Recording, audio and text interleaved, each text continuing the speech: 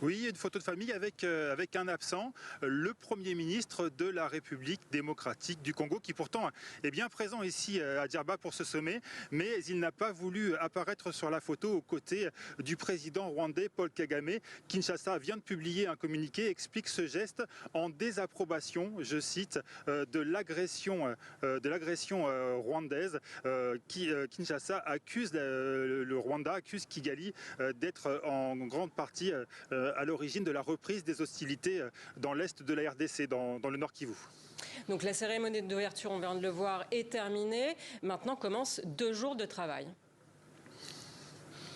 Oui, 2 jours de travail avec des réunions. Et d'abord, cette première réunion ce matin autour de la table, littéralement, puisque cette année, le sommet a choisi une forme un peu plus informelle de réunion autour de tables rondes. Il y a 11 tables rondes auxquelles sont répartis les chefs d'État par ordre alphabétique. Ce matin, ils planchent sur le thème principal de ce sommet, le numérique comme vecteur de développement, comme vecteur de la francophonie.